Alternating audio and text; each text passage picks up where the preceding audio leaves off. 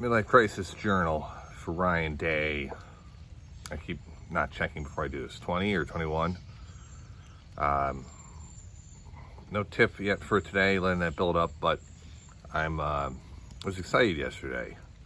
Something excited me, which is interesting. I'm trying to pay attention to that.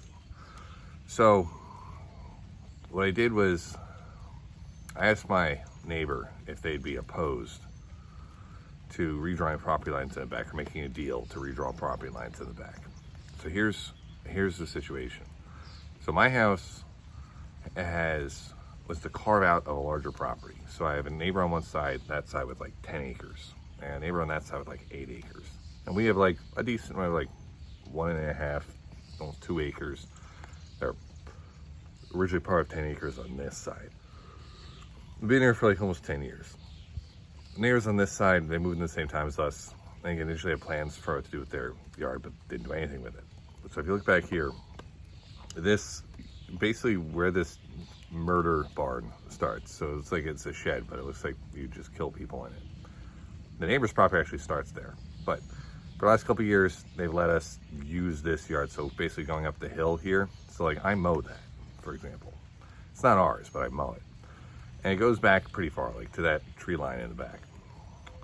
And I asked them, and I did this in a negotiating way, basically phrasing it as make it easier for them to say no, because I would say, would you be opposed to a deal to redraw the property lines? No, obviously I want to offer, like pay them for it in some way, but they would be going, if they give us the property from like our yard back to the trees, they're going from like probably 8 acres to maybe 6. I don't think it affects their property value too much. And they haven't done anything with it in 10 years. So I'm hopeful they accept the deal. This would give, and I was very excited for this. I'm like mowing the lawn yesterday, like thinking about this, because if we did that and we decided like, hey, maybe one day, you know, we use that to like build a dream home or something like that. And then we know, like, our family, we're growing up. We have 3-bedroom house. We have 3 kids. That's already tough to begin with. They're young. There's potential for another kid. Potential. That's a lot for a 3-bedroom house. So we need to either buy a new house, add onto our house, or build a new house at some point.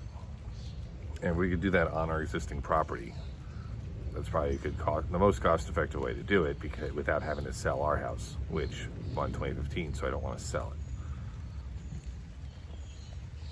If we had that as like if that was the long-term plan, was to build a house in the backyard and make this house that we're in like either guest house or something, heck, maybe even something we could do short-term rentals on, like Airbnb. That would be really cool. I was getting pretty excited about that. So we'll see. My neighbors got back to me and said they'll talk about it and get it back to us in a few days. So fingers crossed. All right, I'll make it a quick video today because it literally is raining. I'm getting rained on.